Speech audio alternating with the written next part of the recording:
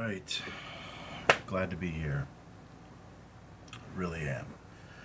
Uh, More than likely, sooner than later, I'm going to upload a video that will talk about the potential in perspective of prophecy for the second cup.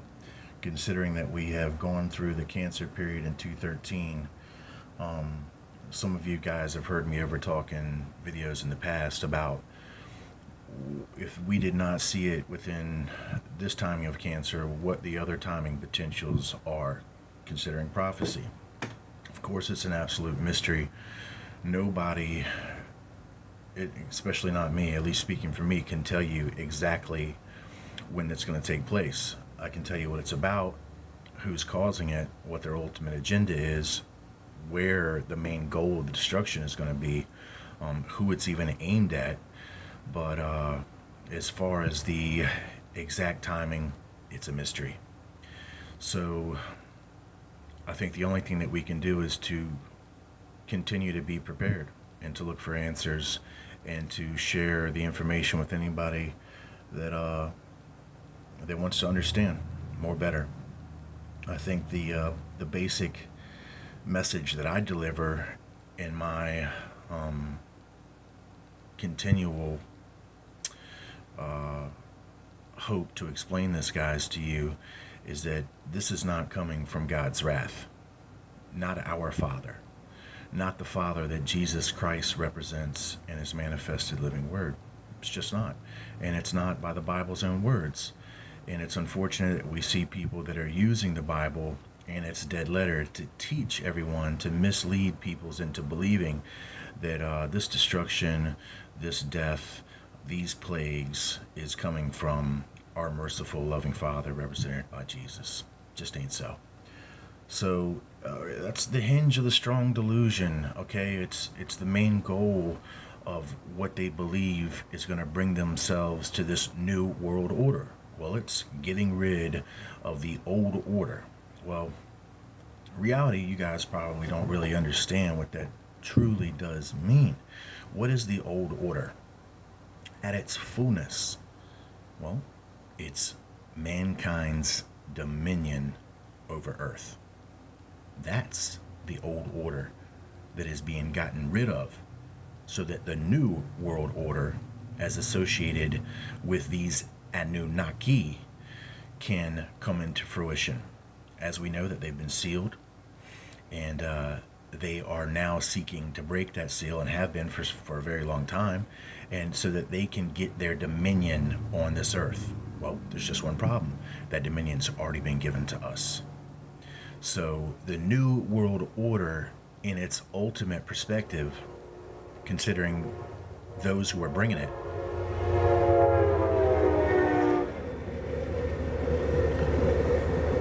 is all about bringing these beings into full control over our world by actually tricking mankind into allowing it to happen in a deceptive way, to making it something that mankind actually wants to happen. So they have just basically confused the entire world, made everything seem so topsy-turvy.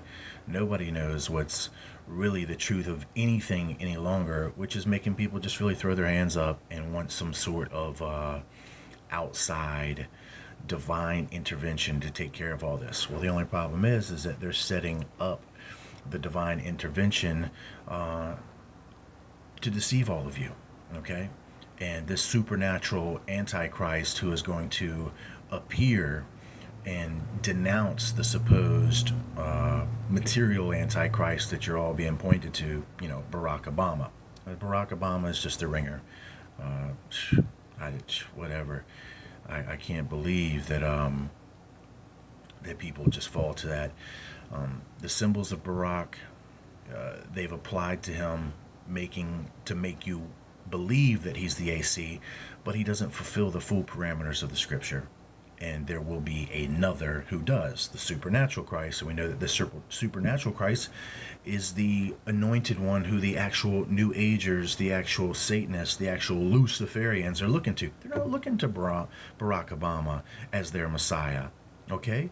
So if you don't want to be looking to the same Messiah that these Satanists and Luciferians are looking to, you better realize what the strong delusion is, and it's being set up right before your eyes now.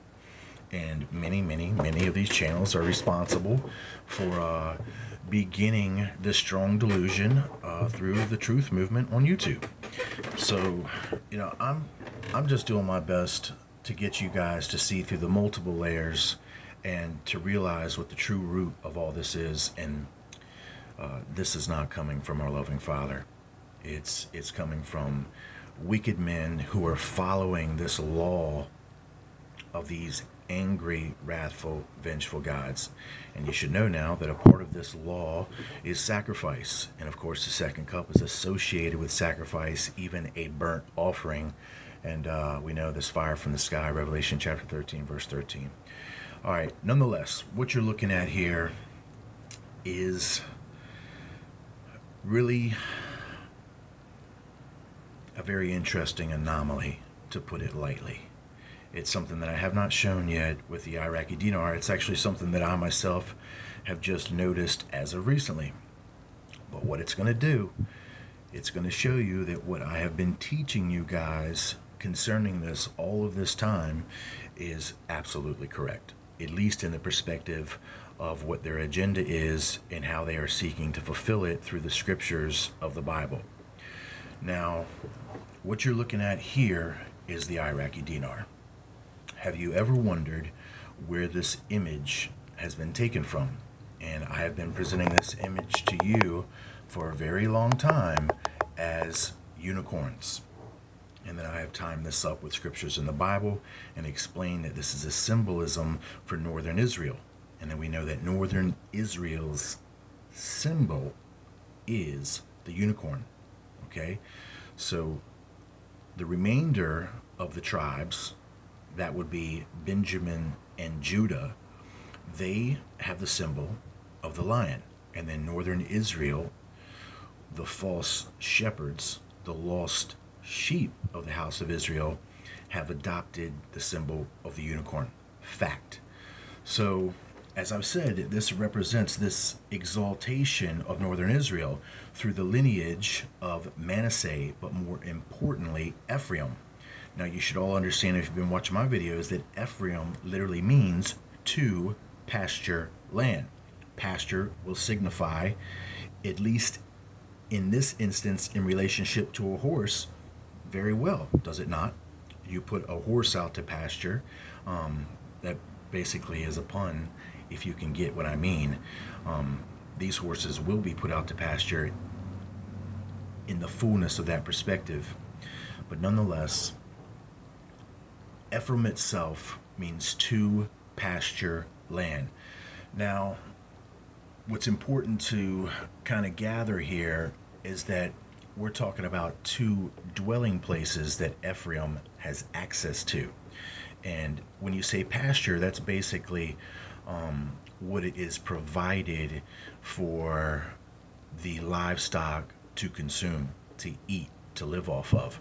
Now, if we're talking false shepherds as it relates to Zechariah 11:17, it describes, woe to the idol shepherd.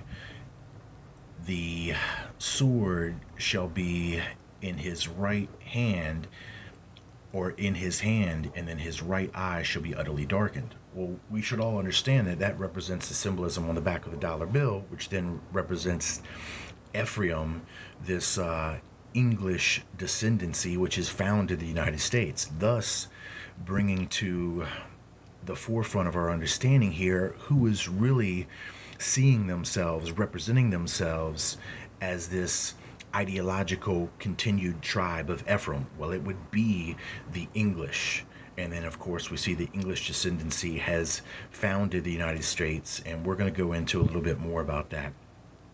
But nonetheless, I'm just kind of trying to prepare the groundwork for new people that might not necessarily understand how all of this fits together, because it is complicated. They have made it complicated, not only by their own hand, but just by the very nature of history as it compounds and overlays itself and then fractivates and then has many variables that seem disconnected to the majorities of the people, because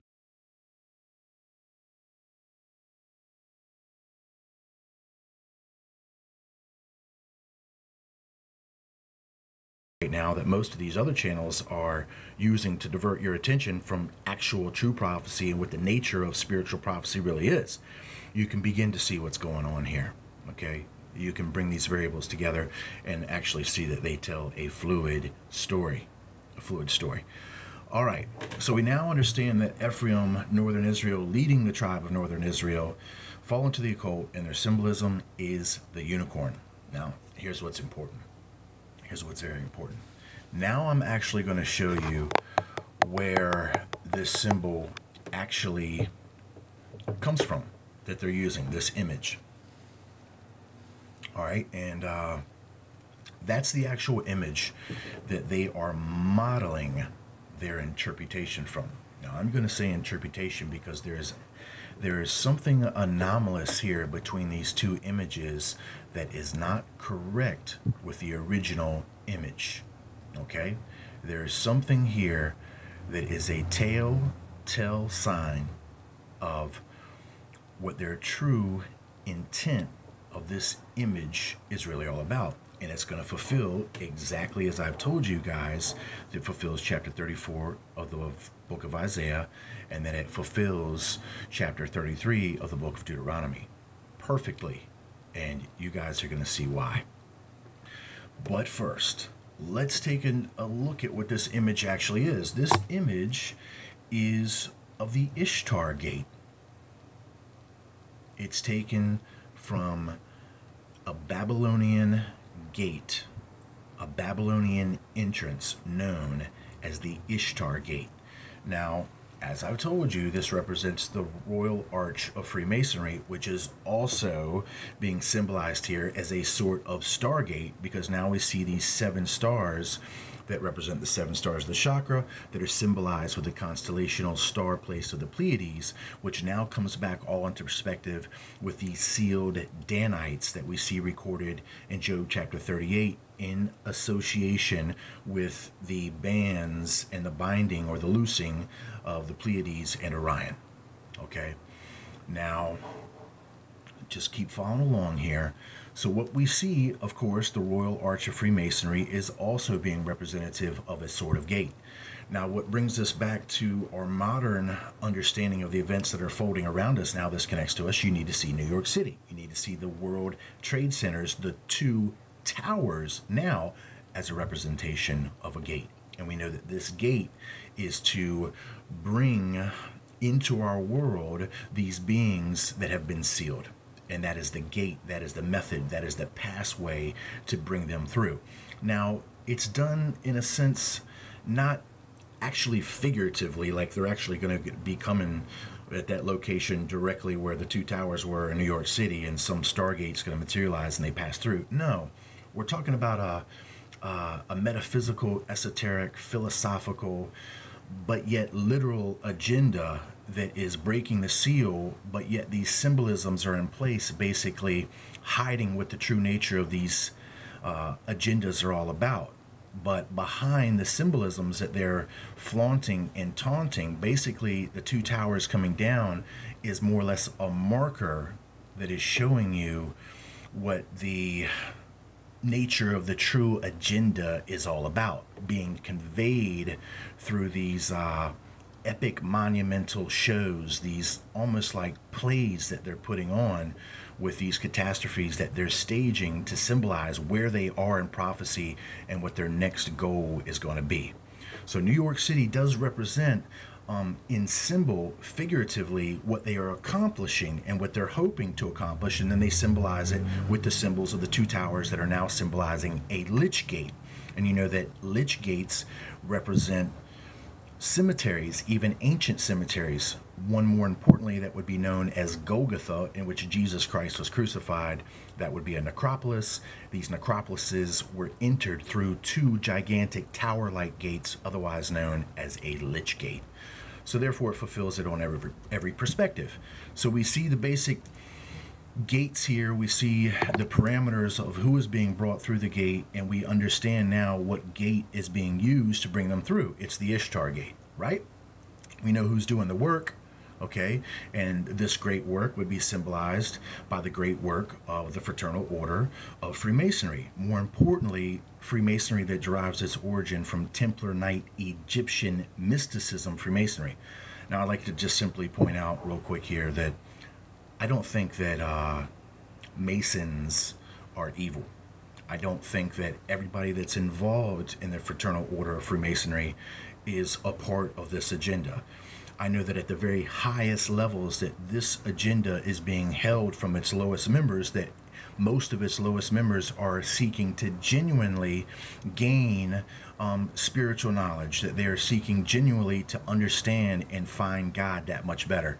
Well, just by that very want of these people, regardless of what they're involved in, that's enough. God will deliver to them what they seek. Whether they find it here on this side or not, they will find it on the other side.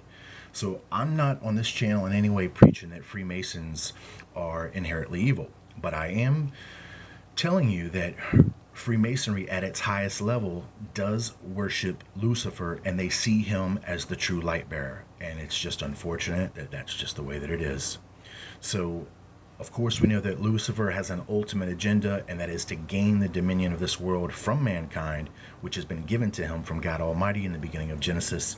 And in order for these beings to come into our world, our dominion must be given up. In other words, basically the fulfillment of the vampire mythologies, that you have to invite them in. Well, this gate, the symbolism, is all about tweaking the world events so that we give up our sovereignty, we give up our dominion. You can see it taking place politically. The nations of the world are giving up their sovereignty to this banded United Nations that would be nothing more than the united 10 tribes that see themselves all being led by this Ephraimite ideology. Of course, that now is leading people into the worship of their serpent god. All right, now I've covered all this before, and I just need you guys to understand that there is a fluid motion of connecting events that can tell you the fullness of the story if you're just able to receive it. If you're not continually trying to hold on to the in traditional interpretation of doctrine. Tradition will limit your progress because you are repeating the cycles of the past. And then basically everybody's just going around in circles. They're not gaining any true ground and understanding down the path. And that's why when they close out these world ages with destruction, they are able to confound the world population that exists beyond this destruction and begin to control them and lead them right into the same thing all over again. But we know that this is the final world age that represents the seventh chakra level, where the serpent seeks to bust through the crown, enter into the world stage of dominion, and gain his control. So you guys should pay attention, because this is serious business. All right, now I am going to provide a walk through the scriptures that are going to show you things that some of you have seen before, but not in connections like this, how I'm going to show it. So stay tuned for the evidence that I can provide through the scriptures for anybody else that needs to see the validation for all of the things that I just basically so bluntly said. All right, now for the anomaly here. In order to understand that, let's understand that this Ishtar gate is even being symbolized right here, that we can understand from Isaiah 34. There's the symbolism of the owl right there. There's our little owl with the beak, with the eye, the little apple-faced owl, the great owl of Isaiah 34, which we saw in the pictures that I show you associated with Ishtar, the two owls that now are associated with sacrifice, that are associated with Molech, that we now know are associated with the subversive shadow political regime that runs this country. All right. So it's not God's judgment that is doing all this. Don't you see that? That it is these wicked men who are performing and staging these acts that are now trying to trick the world into believing through this false YouTube movement that this is God's judgment being brought against America, when in reality it's the fulfillment of Revelation chapter 17 that describes the 10 horns are going to be the one that bring this fire. Revelation chapter 13 describes it that it's a deception, people. So please, please, please pull away from this agenda, this psyops that's being run on YouTube, and realize that there are a few of us out here, a very few, that are pouring this truth out that are dividing the word.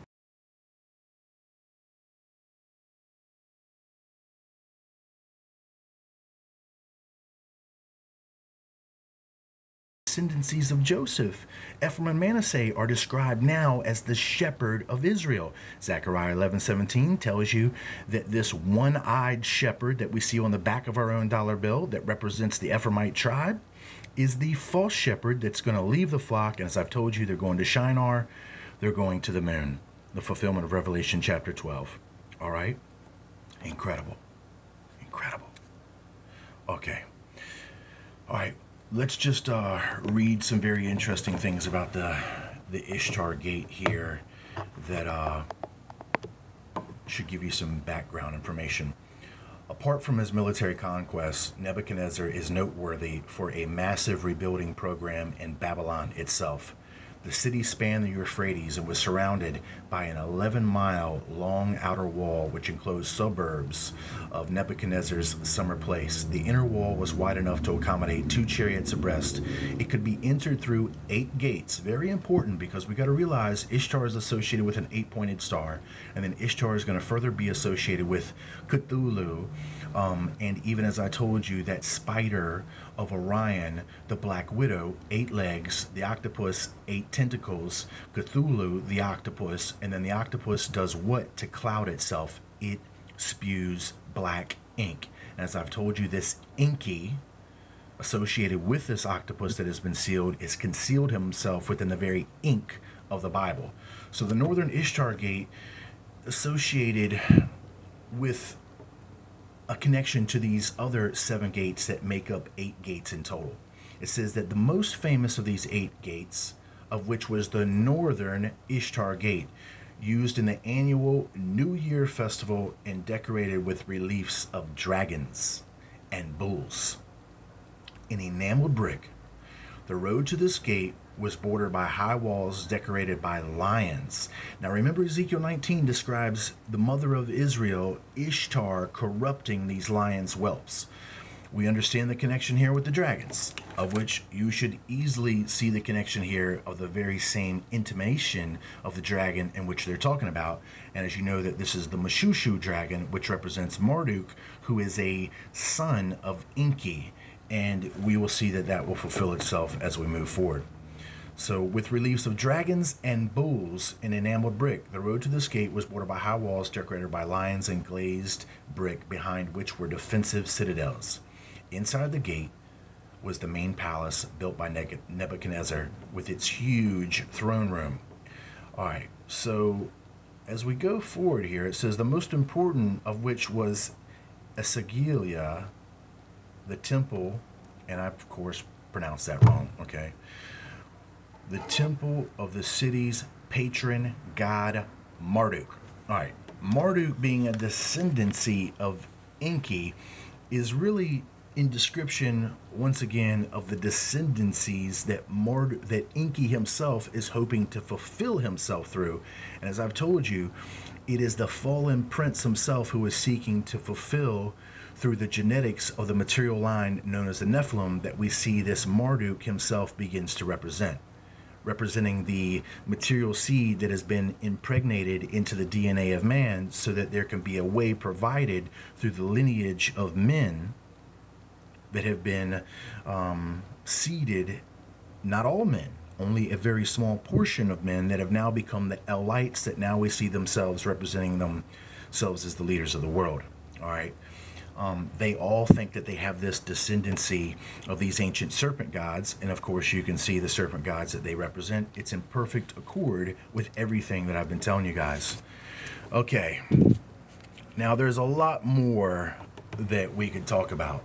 An interesting line. No doubt Babylon greatly impressed the Jews taken there in captivity and provided them with substantial economic opportunities. Now we know that we see modern Jews today are still associated with economic control, of course, control of finances and money.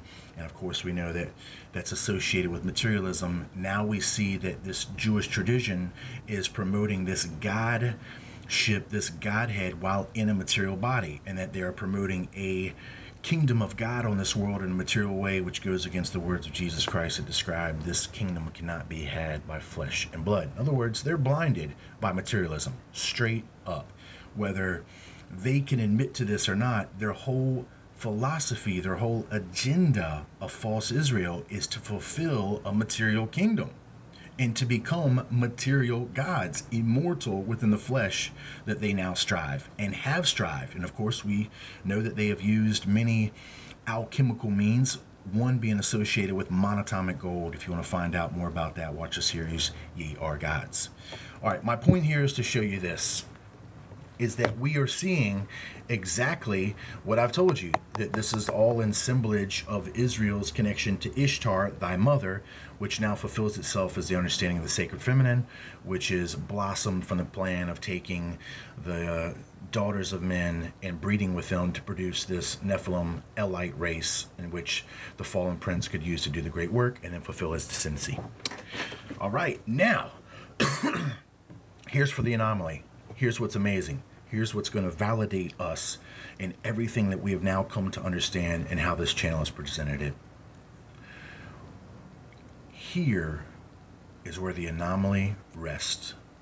This is where a major clue is going to be given to us and what image and even what scripture this is trying to fulfill. And I want you to see that the tails on these two creatures are entirely different, and there's a reason, and the reason is in the Bible, and I'm going to show it to you in just a moment. Before I do, let you take a very close look for yourself and see that this animal here, which is pulled from the Ishtar gate, which the Ishtar gate itself is a symbolism of these ancient Anunnaki gods that are also known as bulls. And we can see that this bull is outfitted with various feather-like appendages, wings, and then we can see that it has the very appropriate, anatomically correct bull tail.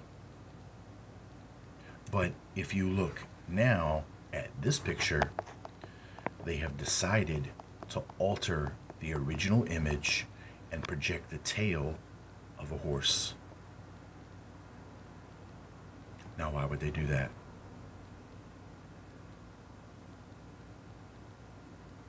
Because they are trying to project the agenda. And the agenda, as we see, is going to project the very same thing. And you're going to understand if you just give me a moment to show you here. But I want you to see that there is a message that is being conveyed that will be correctly interpreted through biblical scripture. Once again, these ancient Anunnaki gods are depicted as bulls. And we can show it to you even in the Hebrew Bible, but you can Google that information for yourself. You can see it cited within the epics of Gilgamesh, that even Gilgamesh, one of these ancient demigod kings, is cited as a goring wild bull. We know that the sacred feminine, all the deities and goddesses associated with the concept, the fertility goddesses, Hathor, all the way down, Ishtar, they're all basically the same thing. And we know that these goddesses are associated with the symbolisms of cows. Now, why would they? Because they were the females that were chosen to birth these children known as the Nephilim that were fostered by these symbolic bulls, these Anunnaki gods. And on the Ishtar gate, appropriately at the foundations, the main symbol is very importantly associated with these bulls, because these bulls would produce the children which would now do the work to break the seal and allow the entrance and the dominion and the control of these gods here, which, as you see, they are giving the law to mankind because they knew that they were going to be sealed, and that would, as long as mankind, the elite races of mankind, would follow this law, that the seal could be broken, which would allow the entrance of these beings back into this world and ultimately their control. All right, so now you can see without a doubt that this Iraqi dinar, and for anybody that does not know, modern day Iraq is in the exact location of ancient Babylon. perfect accord. We know that Ishtar is associated with a rosette. There's a assemblage for Ishtar, the assemblage for the Stargate, bringing the beings in. Star means angel in ancient Hebrew. More importantly, it should be interpreted angel gate. So not something for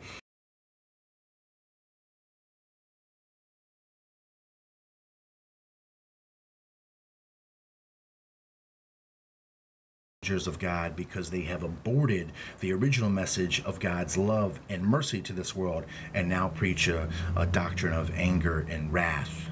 Okay, and they use force, they use deception, they use by any means necessary to gain their good for themselves, regardless of what havoc it wreaks on the rest of all of us. And the good for them is to come out of the ceiling and to gain control over our world. That's their agenda. And these people are being fooled into giving it to them by following this temptation that the serpent offers and some supposed promise by his knowledge and wisdom that they themselves can achieve this Godhead, this Godhood. Okay, and it's just all a temptation. He's using you guys. He's using you guys to raise your own ego vibration to match that of his, to make his ego vibration that much more stronger in the collective, which is all a part of breaking the seal. When you raise a vibration, you are raising the decibel, you are creating noise, you are creating static, you are creating distortion. Okay, you are fulfilling the work and being deceived, whether you realize it or not. Okay, it takes all sorts of tones to make beautiful music, not high static discharge. That's akin to what you turn on an old TV back in the day when there was no reception. All it was black and white fuzz, as it's associated with the black and white checkerboards of Freemasonry, this confusion going back and forth between the light and the dark and the light, the cold and the hot and the cold, the spirit and the material, so that they can achieve what they think that they're going to receive, but which is really a fallacy of the temptation that they're being beguiled into really achieving the goal of this being right here, which is to bring him through this ceiling into the material realm. All right, now you should have this in place, that what I'm trying to convey to you, as I have cited these creatures here as unicorns, and I've done it rightly so. But you can see that the image is being pulled from the image of bulls. But we're going to see that from these bulls, we get this assemblage of the unicorns, because the unicorns are coming through the lineage of these bulls. As we know that northern Israel symbolizes itself as the unicorn, but they see themselves as being descended from these ancient Anunnaki lords that are symbolized figuratively as bulls. One more thing before I show you the scripture that will clear all this up. Notice that this bull's horn is severely spiraled. It's almost like the perfect sine wave, is it not? Right? That we see the Freemasonic arch itself is pulled from. And then if we pull up the other one over here, we have that perfect symbolism for Leviathan, or the ecliptic of the sun, or the sun's path along the ecliptic. All right? But if you notice the horn that they show on the horse, you can't see it that well on the reception of this phone, but they actually don't show it with that extreme curvature spiral. They show it straight with a singular small spiral that wraps around it, fulfilling once again that they are trying to convey this creature now as the horse. Because you got to realize, who is doing the work of the foundation to break the seal? Well, the foundation for the breaking the seal is started by the bulls, but it is carried on by the unicorns, because the unicorns, the mystics that are associated with the mystery religions, are now the descendancies of the Nephilim that see themselves as the Elites, that are not sealed, that are doing the work on this world as they mingle themselves among the people as the controllers, guiding civilization into the direction of the ultimate choosing of these ones behind the scene. So it makes sense that they are conveying this simultaneously from the origins, the original image of these Anunnaki bull gods, and now they transform the image into the correct association who has carried the work on with these horses associated with Ephraim and his 2 pasture lands. And the second pasture land, if you don't know, is the moon. It's the moon. All right. Everything that I just said over the last maybe 40 seconds, 45 seconds, listen to again. Listen to again. All right.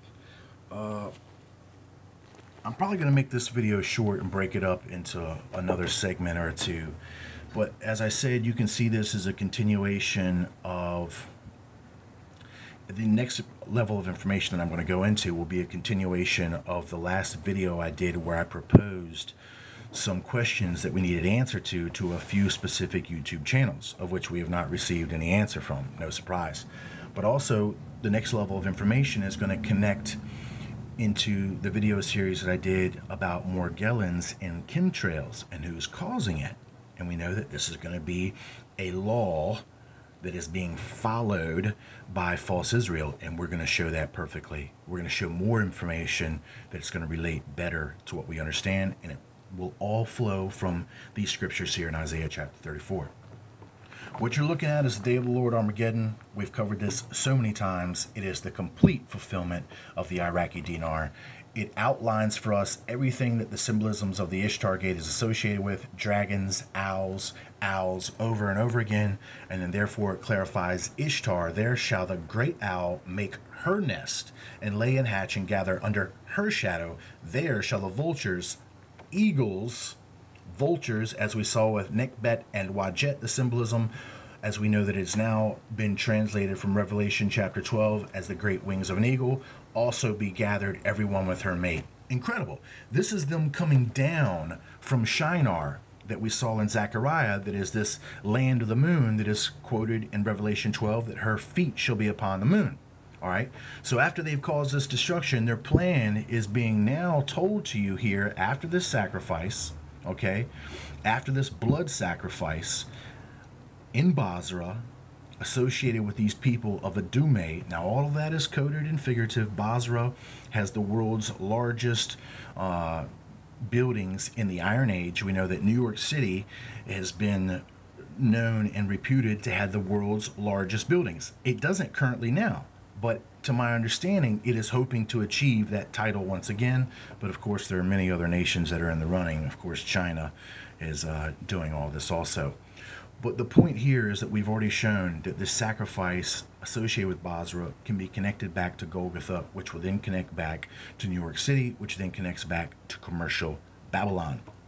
Now, notice here, after the sacrifice, and the unicorns shall come down with them. With who? And the bullocks with the bulls, and their land shall be soaked with blood, and their dust made fat with fatness.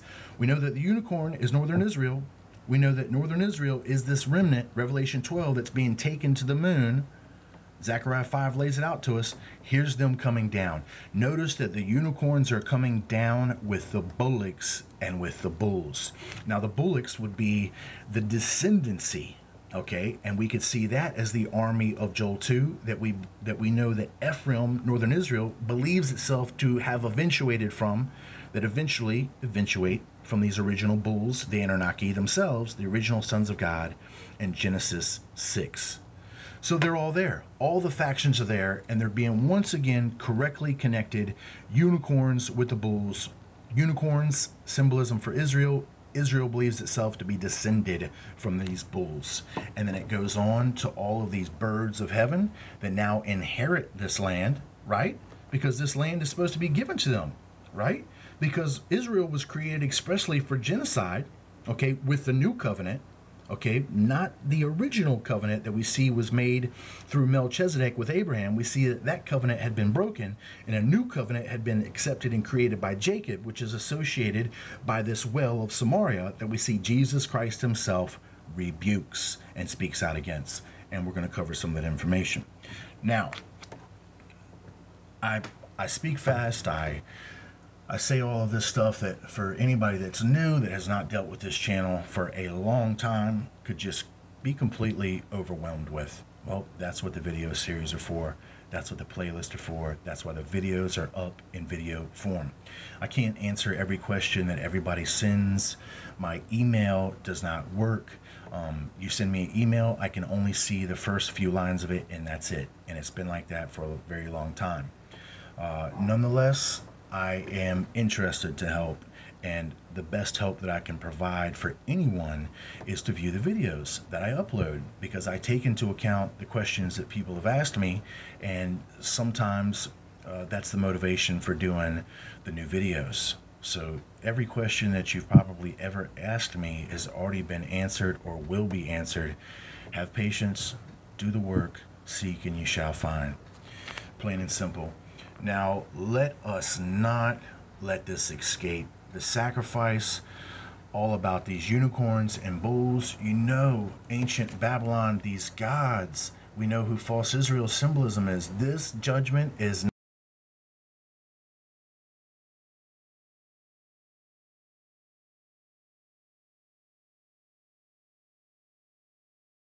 horns. Unicorns have horns, do they not? Here we have this dragon has a unihorn, does he not? Revelation 17 says that it is the 10 horns that is bringing this fire, and that it is their God that is motivating them. We know that that's the God of Revelation chapter 9:11. We know that that's Apollyon, the destroyer, and he was seeking to destroy our dominion, break the seal, so he can gain his control. Understand, this guy is slick. This being is completely intimate with the workings of our planet, even your own anatomical and metaphysical natures, and he has been manipulating the world ever since. And he is using the temptation of your gods. And look at all these people that are falling to it. They are wowzered out. They are completely, they don't even realize they're trying to point the finger at everybody else, saying this ego is not the biggest deception of any man's ego, is that he himself is a god. Yeah, it is. To be God, you have to create. And to be the only one true and living God, in which there is only one, you have to have created this universe. You have not created this universe. You occupy this universe. And there's a big difference. The Father creates, man occupies. We see now that the fallen prince, who has left his original habitation, is now seeking to dupe man in the occupation of his own dominion. And now he's seeking to occupy our own dominion. In other words, occupy Wall Street is occupy y'all street. And this fallen prince is coming down this broad way. Whether you guys realize it or not, you're all thinking you want to put this on the Christians. You want to say all this stuff is being done and all these wars are being promoted by Christians. No. Listen to who and what the Freemasons say. They say that they're the ones that are responsible for every war, every action, everything that has ever taken place is done by their unseen hand. That's the great work. They are guiding the civilization into this direction. They are doing this and following this as the law of their ancient God that is associated with the doctrines of Yahweh, so that they can receive this land as you see it being promised to them through this blood sacrifice, all being associated with these ancient symbolisms of these Anunnaki gods. So obviously, the powers that be in this world are thinking and telling you, whether you can understand it, the very same thing. It is their agenda. And then the truth movement on YouTube is responsible, the majority of them, from steering you guys away from understanding it. And these false Christian channels are promoting Jewish traditionalism. And there's no excuse for it. When you realize that Israel is the one who has rejected Christ and they are looking for another Messiah, Jesus is not their Messiah. They reject him. But in all reality, Jesus accepts them. They reject, he accepts. Their God conceals, Jesus reveals. Understand that? Okay. Very important now. I'm going to shorten this video up, but please return as we track down some other verses that are going to completely fill in the story, and we're going to end it back with Jesus Christ's words in a unique way. I want to bring you now to Deuteronomy, and we'll close out here, which will set the stage for the next video. And it's very important, please view the next video. For any of you that watch the video series that I did proposing the question to the other channels, here's more information here that will time it all up with what I told you the connection from Atrahasis had to Leviticus. Well, here's the very same connection to Deuteronomy. And thou shalt eat the fruit of thine own body, the flesh of thy sons and of thy daughters, which the Lord thy God hath given thee, in the siege and in the straitness wherewith thine enemies shall distress thee. Once again, the same description, eating the flesh of your sons and daughters, the fulfillment of Atrahasis. And now here's the fulfillment of the chemtrails. The Lord shall make the rain of thy land powder and dust. I did a video where I collected rainwater on a piece of glass, a large flat plate of glass. I let the rain fall on it, and then I let that rain dry. What was left behind? Dust. And it was a very weird dust that had red and blue fibers in it. It certainly did. And it's the exact same thing. This is the fulfillment. You think that the people that are causing the chemtrails, that everybody is speaking out against, are doing the work of God, the loving Father? Are you crazy? Are you crazy? And then people are trying to say in some sort of diversion videos that, oh, it's not judging the people, it's judging the governments of the world. BS. It's the governments of the world that are raining down this dust from the sky that is causing all of this disease and the destruction of the fruit-bearing plants on this world. It's their God that is asking them to do this. It's a part of their law that they must perform, that he has chosen these people to conduct this genocide on our world. And that's a fact. That's a fact. And it can be shown to you in every way that you could imagine. Every way that you can imagine. And you'll see the stranger that is within thee shall get up above thee very high, and thou shalt come down very low. Who's that stranger? Well, we're going to see Jesus Christ knows who that stranger is. And it's going to be the stranger here. The Lord shall bring a nation against thee from afar, from the end of the earth, as swift as the eagle flieth, a nation whose tongue thou shalt not understand. In other words, a strange nation. We know that that's the army of Joel 2. This very same Lord is not our Father, and if you want to believe that our Father is the one who is causing these chemtrails on our world, you go ahead. You're completely deceived. Because everybody knows that it is this shadow government, this wicked faction, which is bringing these chemtrails, spraying them over our world globally right now. All right? So that proves, if you have some common sense and some sensibility, that this judgment is not coming from our Father, and that Jesus Christ is perfect, and that he seeks to forgive and to offer mercy, and he will bring everyone to a righteous judgment. Causing people to breathe in toxins that are destroying us and the world around us, destroying even the earth, hurting the earth, is not a righteous judgment. The Father does not hurt the creations that he creates. That's what man does. That's what man does. Now, if I was to go ahead and read and go through all of this, you would see it's the same thing. Okay, so the same Lord that's bringing all of this and all this judgment that we see from Atrahasis are these Anunnaki gods. When the 6th year arrived, they served up a daughter for a meal, served up a son for food. That connects to Leviticus. Okay, everything that we saw. This is Atrahasis 3, and this is the book, Myths from Mesopotamia, Creation, the Flood, Gilgamesh, and Others. A new translation by Stephanie Daly. And there we have one of our Assyrian depictions of these Anunnaki wearing his little wristwatch, his wristband of Ishtar. It's all there. Notice that this is the symbolage for the angels of reaping that is associated with what? There's the sickle. We know that it's associated with the harvest.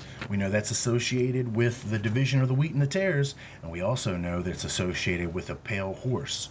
There's that little faint watermark that you can see of the pale horse just barely showing up here on the Iraqi Dinar. We know that Dan is the pale horse, Death the rider, Dan, and then hell follows after. Who's hell? Apollyon. And we can see that that connects further. It is a part of the agenda of the fallen ones, plain and simple.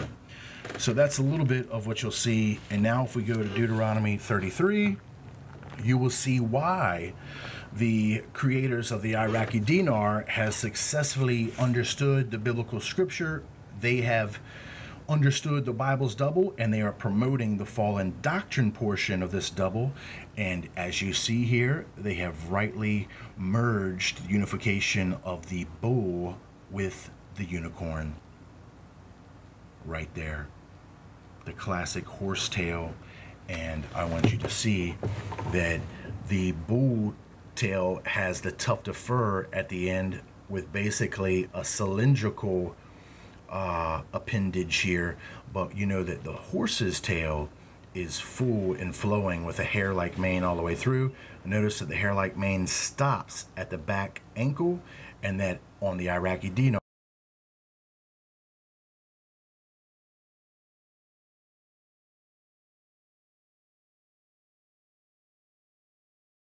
symbolism. Now, what are they conveying? They're conveying the fullness of Isaiah 34, and then at the same time the fullness of chapter 33 of Deuteronomy. Let it not escape you that we see that this is Moses' dying blessing, and as he describes Dan in the last days, and of Dan he said, Dan is a lion's whelp, he shall leap from Bashan. Bashan? Land of giants.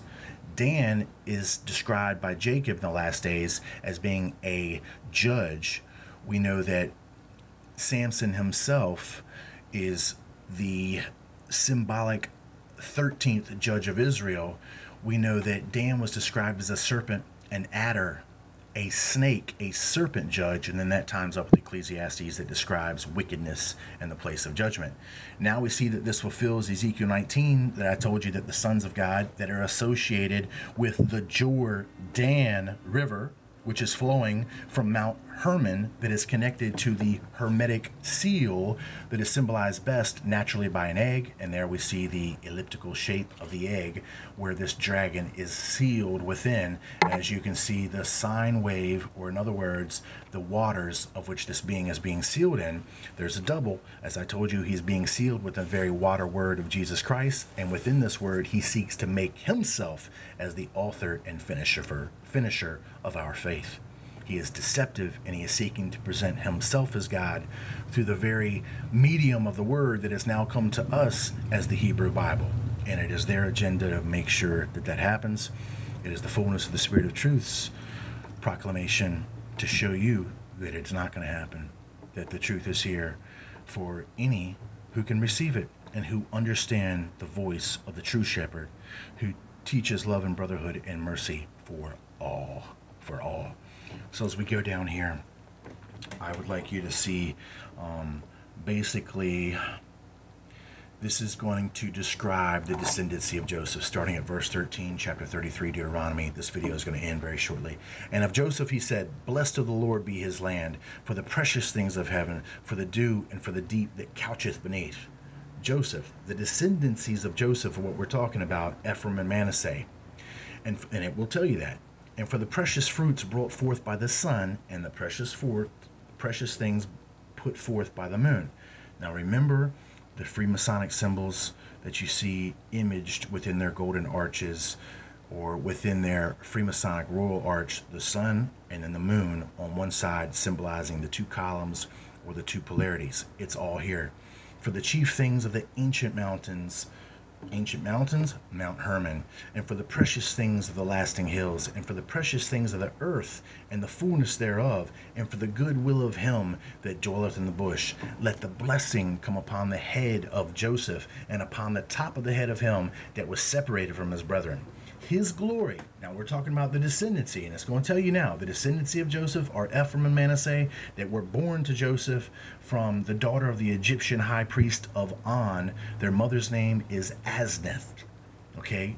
This is where they get their royal blood from, and this is where the opening up of the mystery can be understood. So we get this blessing that is being described by Moses on his deathbed, as he describes the descendancy of Joseph are going to have this exaltation upon their heads. Well, it's being depicted to you in the very same thing.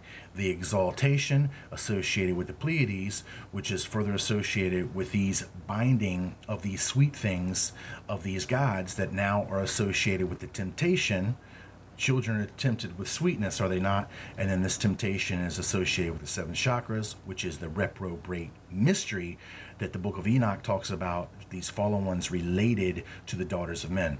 Now, as I've told you before, the Chakric path is the temple path that was created by Jesus Christ, but he did not create it for the inhabitation of an invasive serpent known as the fallen prince of this world, who has distinct knowledge of the Chakric path because he was on this world and a part of the original plan of the Father before he rebelled. Thus, he knows how to manipulate, and he's used this knowledge to tempt mankind and to promise to bring them somewhere early by this shortcut, which in reality is a crooked path, which is going to cause mankind much longer if he follows this to find his perfection. Because the true perfection, one who is truly godlike, cares for others. Superpowers, God powers, are honesty, compassion, mercy, forgiveness, love. Those are what true superhuman powers are. That's what makes man or woman a superman. That is what godlike is like. That is what Christ-like is like. The temptation of the serpent that has lulled you into believing that you have some sort of special divinity which has been denied you is really being denied to you by your own choosing, by mankind's choosing, being beguiled by this deception. And then this is why Jesus Christ already forgives, because he knows that if you did have the correct way, the right way presented to you in the fullness, you would have chose it. You would have chose this. But now, because the Father still allows these beings that have high free will, these high spirit sons, even the very high spirit beings that are associated with the titles Lucifer, Satan, and Devil, you know that they were in heaven following the program, helping to bring the mortals of time and space to their perfection before they rebelled. And now they are now only trying to seek their own perfection while they're muddling up the way that mankind could find its true perfection by following the straight and narrow path of the eternal Son of God. Understand that. And I'm going to do more videos that are going to explain it better. All right, here's where we're going to see that the bulls will morph in to the unicorns, just like you see being depicted here. Now we see the descendancy of Joseph are being compared here. His glory, the descendancy of Joseph, Ephraim, his glory is like the firstling of his bullock, like the firstling of the Anunnaki. When it says the firstling of his bullock, it's talking about the Nephilim children that were born from the Anunnaki mating with the daughters of man, which are being figuratively described now as cows.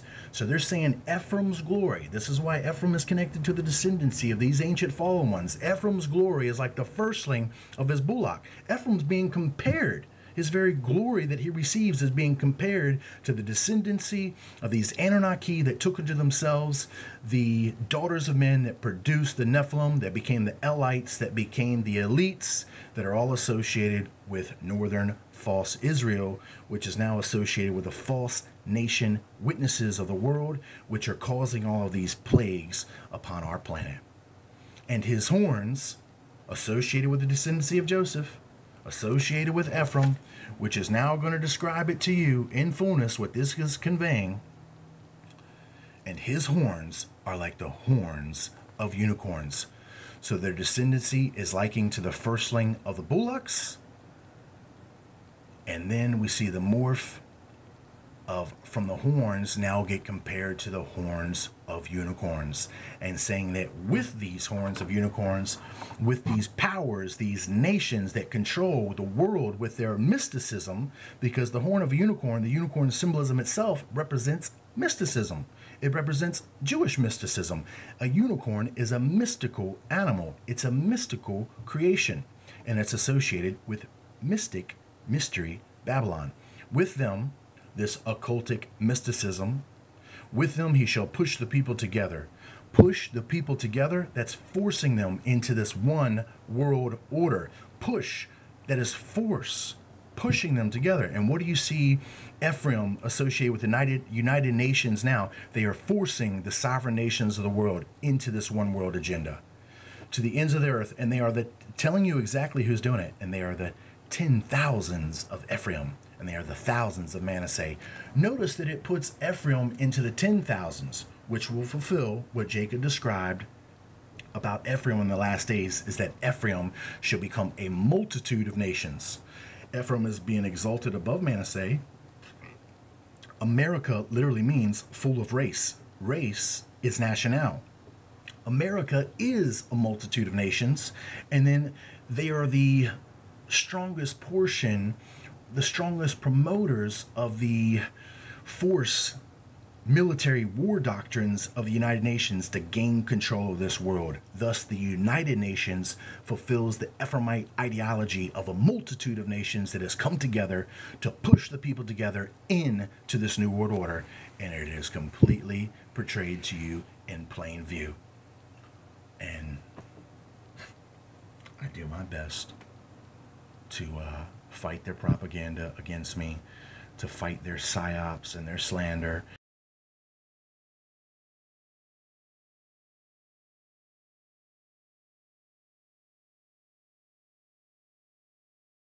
To the punch. I'm not perfect. I am far from it. I am not perfect. The perfection is Jesus Christ. It's certainly not me. I got all sorts of problems. I got all sorts of issues. I just do my best every day when I wake up. I say my prayer and I try to start each day anew, striving closer and closer to the will and the perfection of the Father. And I fall short every day. Every day. And before the Father's face, I'm ashamed that knowing as much as I do and seeing as far as I do, that I still myself have a hard time overcoming my own limits. And I do. And I'm ashamed before the Father. But I know that the Father knows my heart, and He knows the limits that are set around us are a part of a grand deception that we ourselves have been born into.